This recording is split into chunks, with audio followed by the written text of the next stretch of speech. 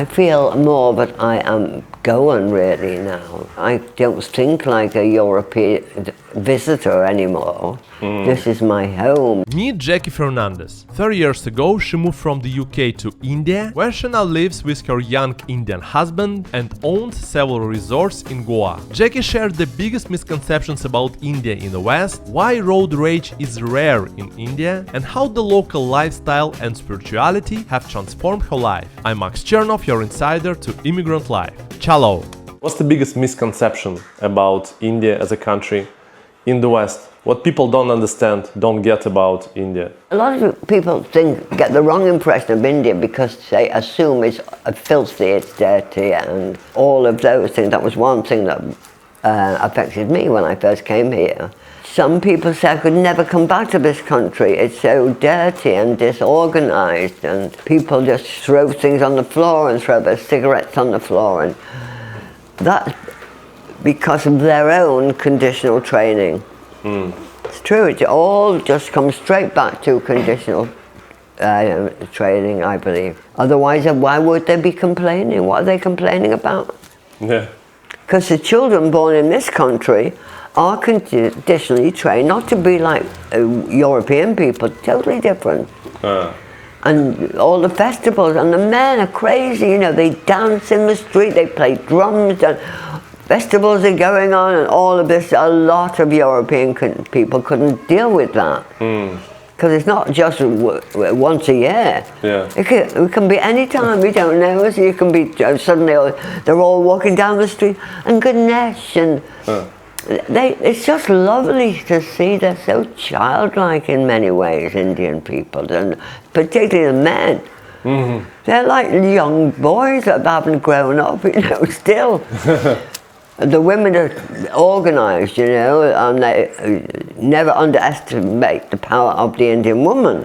Yeah. You know, lots of people think, oh, if they don't care about women, but they do. And the Indian housewife, particularly, and mother, I suppose it's a lot like going back in the olden days, the way the Indian people are. It's backwards in many ways, India, but in many ways it's really wealthy and rich. Some of the richest people in the world live in India. So you can't really balance it. You've got high society, very famous and wealthy Indian business people there. And then you've got the most poorest and terrible poverty of women going around with their babies and begging in the street. And so you've got one extreme to the other. You've got the rich people in there, and you've got somebody that's walking around with, can't even afford a pair of shoes or any food. But that's the way it is. Yeah. It's acceptance, I think, where a lot of people, you know, if you can't accept this poverty and this hilarious country with no real rules, although there are, but no real rules, it lifts your heart. It's like, oh, thank God. All those worries about living in England and can I pay my electricity bill and how much is this and how much is that, and then you come here and they're just lovely, and it just takes it away. Yeah. All of it. What was the attitude from locals towards you as a British person, UK citizen? Any negative attitude? No, they're more inclined to say, how can you live like this? But they say, I wouldn't really even be talking to people like that. Sounds awful, but it's true. You know, if they don't like it, they've got this attitude, and they would not be staying in any of my resorts or going to the ashrams or celebrating the life of Ganesh and other. There are plenty of foreigners that love all that. I feel more that I am Goan really now. You know, I don't think like a European visitor anymore. This is my home, and I'm well known here and loved here and respected because I'm so healthy and active at my age. And that goes a long way here, you know. They say about Goa, you see, they say Goa is a gentle introduction to India, and that's true. It really is, you know. It's more international also. Yeah. But it's needed, and people come and they think they'll go travelling, they'll go here. All sorts of fabulous things in this country, but it's a huge country. Yeah. And you can go anywhere. You can do almost anything that you wanted to do. You can usually find it here in India. First, arriving in India from that background was a total culture shock. Yeah. It was like, oh my God. What? And we were in Delhi, straight into Delhi. Straight in Delhi, yeah. In the middle, and then it was quite funny really, because when we arrived at the airport, for some reason my daughter really wanted me to really experience India. So we had to get the local bus, Yeah. which overshot our hotel. But they were not going to go back. We had to sit in the bus for almost 1 hour until he came back again. So we did that, and then my daughter said, do you want a cup of tea, Mum? I said, yeah. Looking for a hotel, and the bus pulled up outside. There was 2 gumless wonders, chai wallahs with chai, and they're going, chai, chai. It was all dirty in my eyes. I was like, oh my God, get me out of here, I can't do this. So that was like my very, very beginning. We went, I said, take me to the hotel, get me a brandy, run me a hot bath, you know, Mrs. whoever I thought I was in those days. That was the beginnings of it, and then when we were in Delhi the next morning and seeing all of this poverty and chaos and madness and cows in the road and dogs, and it was like, oh good grief, I want to go home. Whose idea was it to come here? I'm finally getting to a beach which was called Goa. Get on the thing, arrive in Goa, loved it, met people like me who live here, and they were telling me how easy it is. And then I discovered that there were some children on the beach who were being sexually abused by foreigners. That really upset me. Nothing I could do. We were only there for a short time. We went from there to Kerala, right down to Trivandrum, and then we came to Thailand. Had 3 glorious months with my son and my daughters together. Really liked that. And then we went to Australia, my daughter and I. My son stayed in Thailand. I got to Australia and I thought, I don't even like this.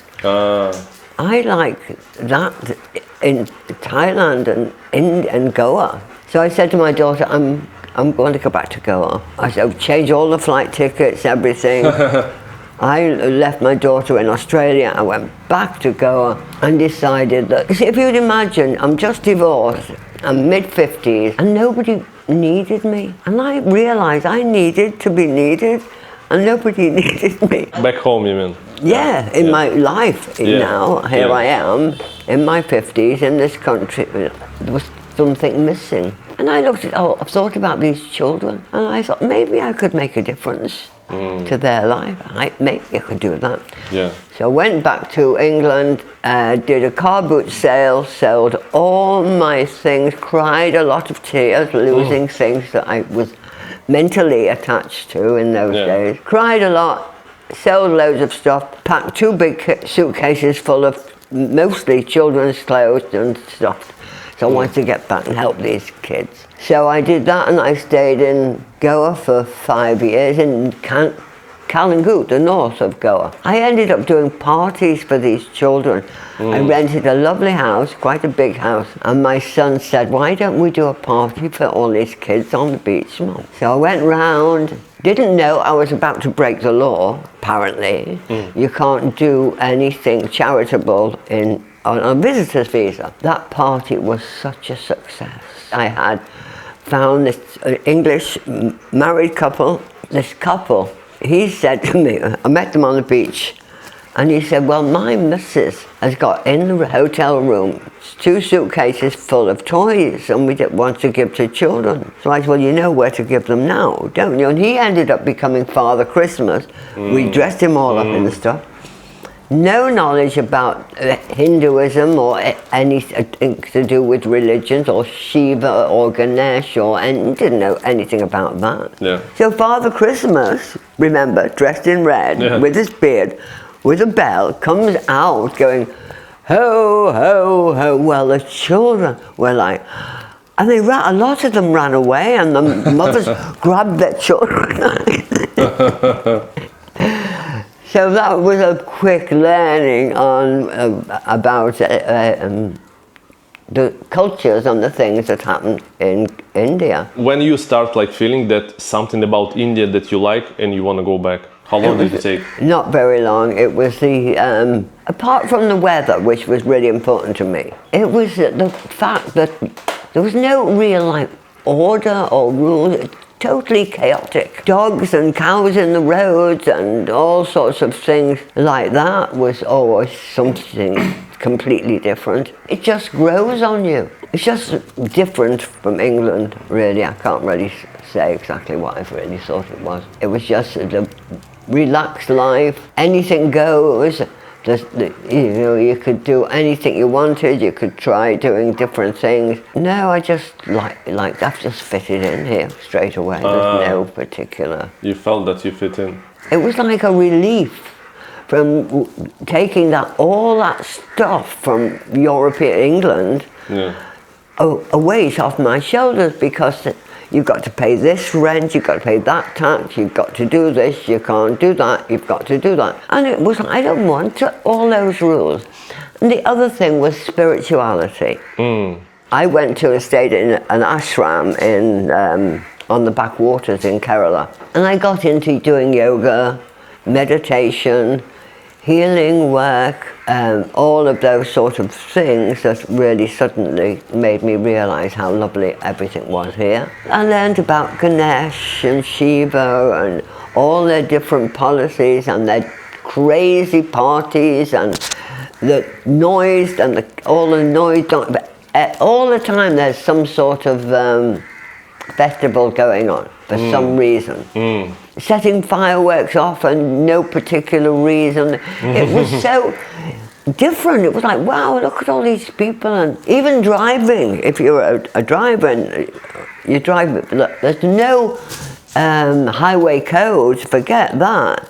There's no real rules because they're not doing it. So people will come and you're driving and somebody overtakes you on the inside, which nobody cares.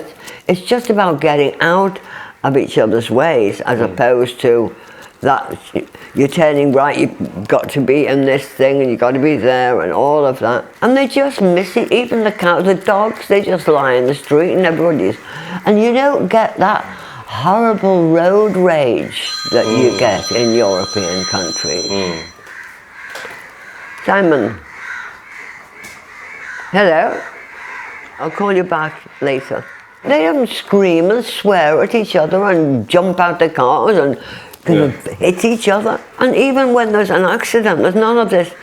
If the police come and take your numbers down and down, they just talk to each other as a driver to another driver. Maybe pay a few bit of money and it's just, and they say okay, like that. There's none of this terrible road rage that I used to when I lived in England. I notice when people come to stay from Europe and they've never been to India before. So they come and they've got their Marks and Spencer's shoes and socks and lovely shorts on and nice with a collar t-shirt all clean and their watches on and they're all like this.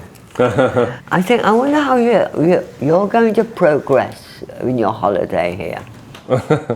Coming back, oh, it's this, and complaining about a few little things. It took 45 minutes for me to get a cup of coffee in that restaurant, like they're shocked. So it's like, well, welcome to India.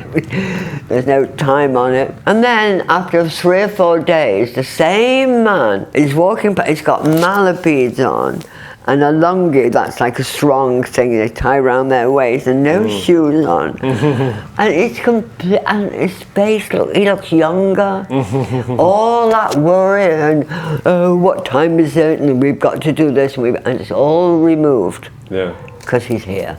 Yeah. And nobody cares. And nobody's going to judge you what job you've got, what religion you are, nothing like that. So it's a big relief for people. And that's one of the main reasons I think people like me end up living here, really. Yeah. It's just taking all that stuff that's been built into our heads over the years. So it's like less rules, less regulations, less system. So you feel more free? Oh, totally, Yeah. yeah. People do feel more free. I mean, if I was in England, there's no way I could have set up any businesses like I did here. You know, people would have said, particularly at my age, I want to create this resort with yoga and Reiki and massage on. And people would have said, you're mad, you can't do that. But I did it with my newfound future husband, who was quite a lot younger than me. So he was young and he didn't really, he said, yeah, let's just do it. Yeah. Why not? Why not? So that was it. And you've always got to play bribes to the police, but it's not a bribe. You never say the word bribe. You can say fine. Is there a fine I can pay? Are you going to fine me for that? And that's acceptable, but not the word bribe. But it's just the way it is. Yeah. It's not like it would be in England. It'd be a big drama thing.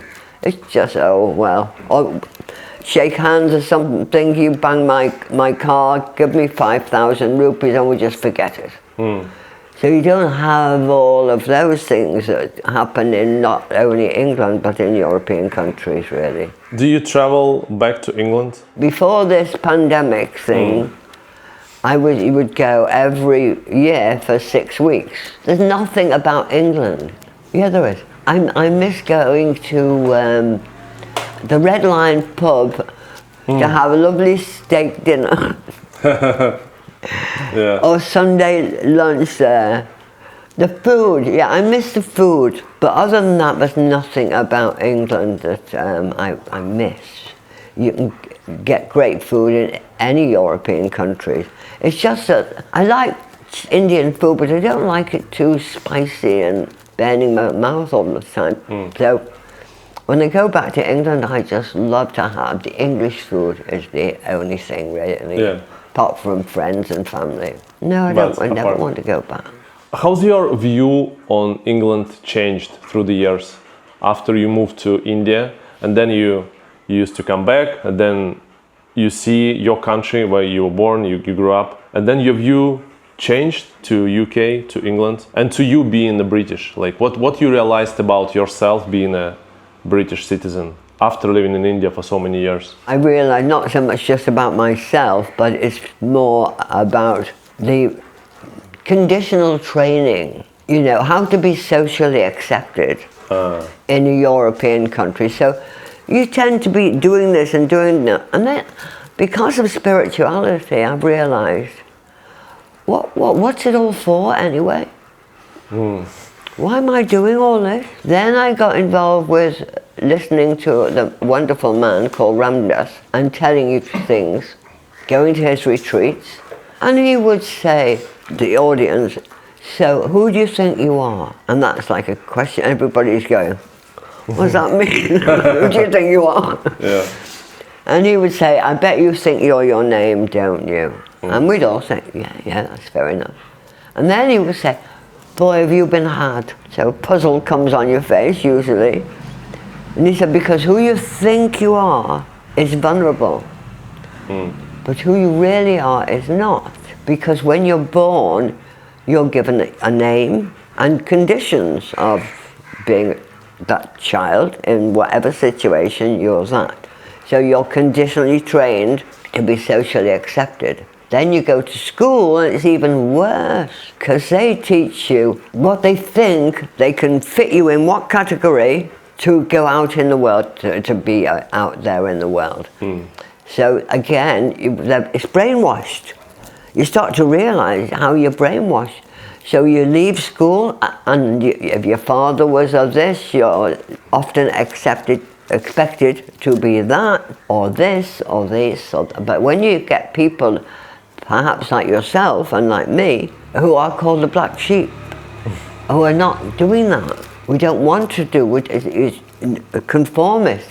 My son years ago, when he was at school, he used to sing this song to me and I'd get really angry with him. And now I look at the song and listen to the words, it's like, my God, that is so true. And it's called, like, we don't need no education. Yeah. We don't need brain control. Yeah. And it took me years to realize, my God, every word in that song is true. And that is what it's all, is brain control. So you get stuck in that thing. So spirituality was mainly, and the coming, realizing that I was not who I thought I was, who was vulnerable, which is what Ram Dass said. You know, who you really are is not vulnerable, but it's only who we think we are because of our conditional training, isn't it? Yeah. So that was really the main thing that changed for me, because I looked at everything then differently. You know, it's like material thing. Who really cares what car you've got? Really? You know, it's all about our egos and who we think we are. And India is just down to earth. Everybody accepts everybody as they are. They get out of, you know, they're lovely people. Invite you into their home. They don't even know you. They're lovely. And their wife wants to cook food for you.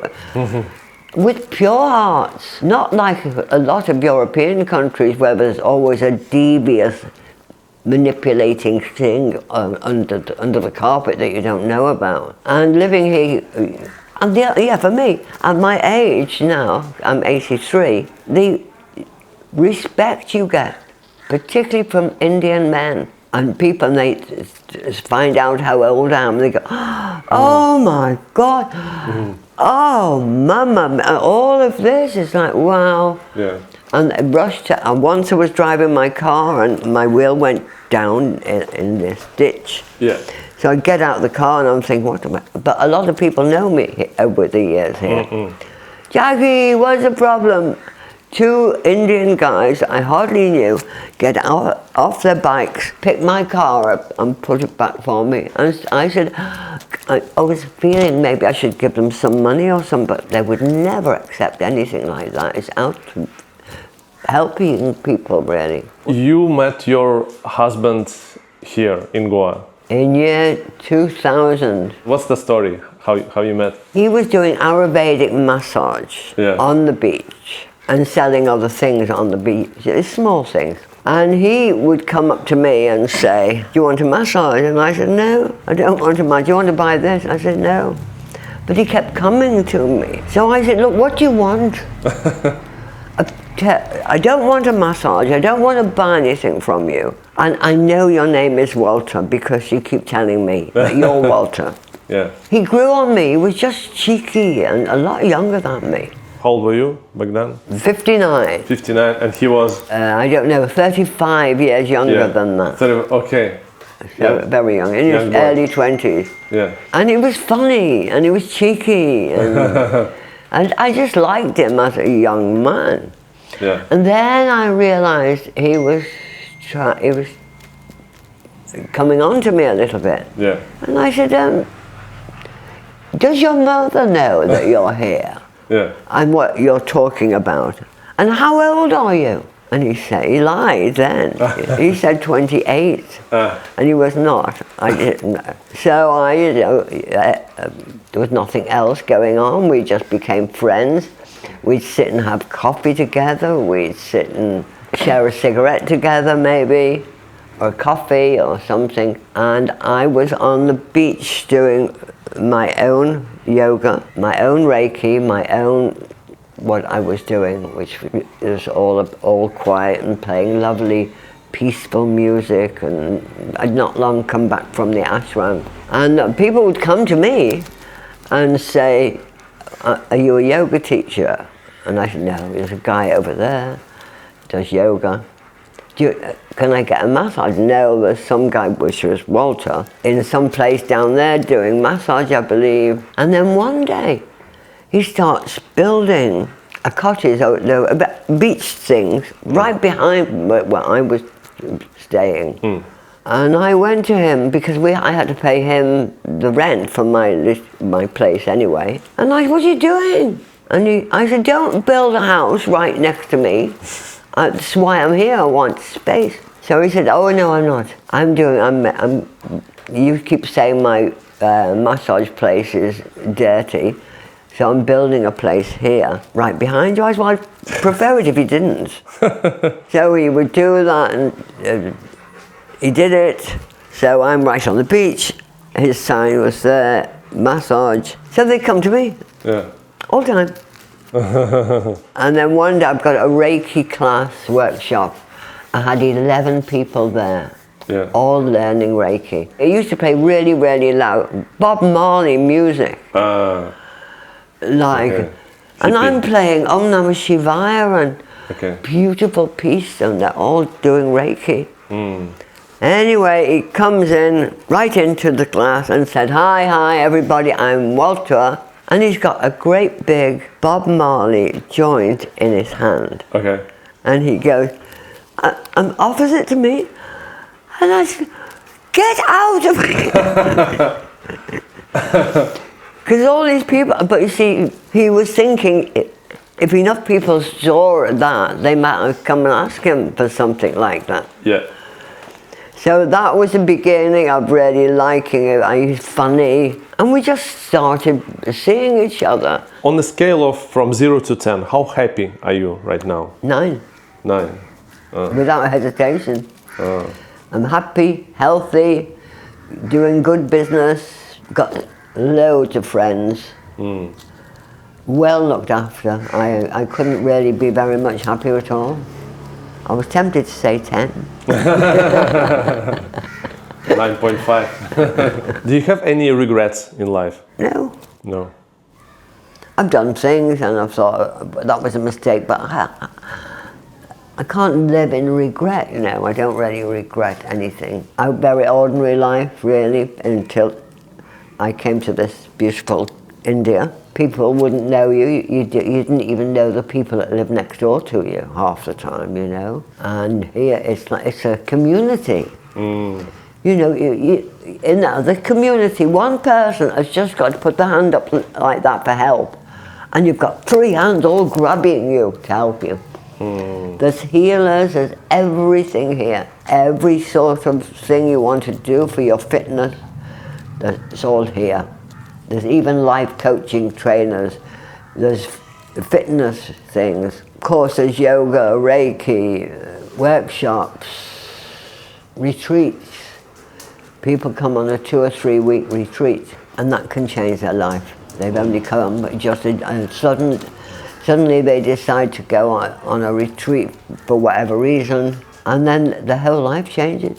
It's I think a lot of it is, once you unwind and stop worrying about what if and all of that, and you're here, and the weather's glorious, and this beautiful ocean is there, and you can hear the sound of the waves going, and people are doing lovely things and crazy things. And the dog's barking all night sometimes, it'll drive you mad. But you just get used to it, and it's just the way it is, really. You are 83. Yeah. How does it feel to be 83? Not so fabulous recently, because I had a fall nearly 3 years ago now, and I fractured a bone in my leg. I can't do my yoga as well as I used to. It's like my body is suddenly, there's a much younger person inside here saying, what the hell happened? You know? So I don't like the fact that I'm less energetic as I was, and I get a bit breathless. But other than that, no, I'm fine. There's nothing. My health is fine. I do Reiki on myself every day. Even traveling, I can go anywhere still. I haven't really changed much. I still go to parties that we have. I still dance. Might be one little thing. It's not little. I've got these big dogs. And I can't take them for a walk on my own now. Because if there's a dog, one pulling on the lead, then I'm on the floor. So that's a disadvantage. I look at my dog now and I think, well, I shouldn't have really got the young one, because I'll probably die before my dog does, and then my dog would suffer and cry, and that would be terrible. Are you afraid of dying? No. And yet I don't have a good enough reason to say no. It's not like I know about anything. I just know that everyone's going to die, and I don't believe necessarily in life after death or any of those things. I just believe that when you're dead, then you're dead. I'd like to think about it otherwise, but I'm a bit of a realist on that. So I'm not scared of dying, but I just hope I'm not there when it happens. meaning in my mind. And there's ways of dying, I'm sure. So I'd like mine to be preferably in my sleep. I'm sure everybody would like that. Yeah. But it's going to happen, so it's got to happen. I think about dying and then I think, I'm 83, maybe I better get my things in order and sort out all that rubbish that's in there and do this and do that.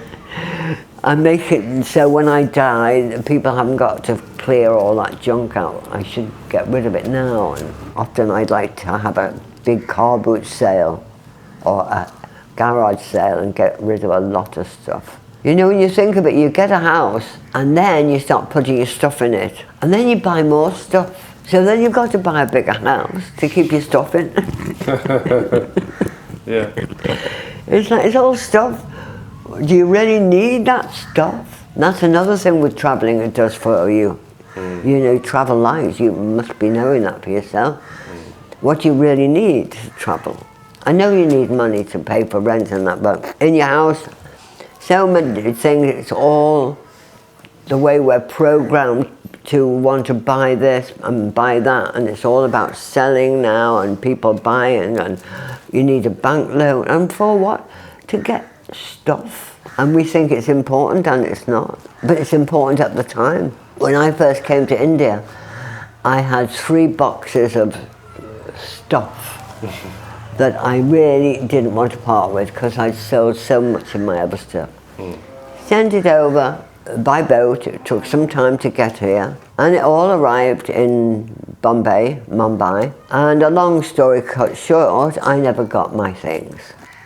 My 3 boxes suddenly was something somebody stole.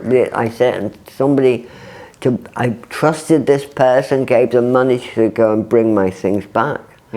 I never even saw the person again. Again, that's India. But it made me realise that I was really upset at first. And I thought, well, really, what was in those boxes, really? My wedding photograph album, some stuff that my son had carved a thinking man out of wood and that was in there, and a few other things similar of that sort of stuff. And then when you just haven't got it, so you've just got to come to terms with the fact that you haven't got it. Don't hang on to it. The more you hang on to, oh, if only I wouldn't have lost that stuff, and I hadn't have tried, if. But that's wasting all energy, and we are energy. As a human being, everything about us is energy. So you're just wasting energy, fretting over something you're never going to get back anyway. Don't waste your time on it. It's realizations like that this country's done for me. Yeah, I would never have even thought like this if I hadn't come to India. But you just have to accept things the way they are. You don't have to. You can have a life where you're always worrying about that, whatever it was that happened 6 years ago or something. About living in the now. What's the meaning of life? What is it all about? Why we're here? Life is a lot like a game of Monopoly. You know, you be that top hat and I'll be the other, you go to jail, and all of this stuff in like Monopoly. All of this sort of things made me realise that it's probably nothing. It's just a game of life, the cosmic joke. You look at it all and you think, wow, really? So it's like, well, there you are. You've done all that and you thought you're great, you're doing spirituality. Oh, you're doing charity, aren't you? But at the end of it all, it's just the end of it all. And when you die, I think that is it. And what you were doing it for, and what enlightenment really is, and isn't, and are. You know, Ram Dass would say, if you think you're enlightened, go and spend a week with your family.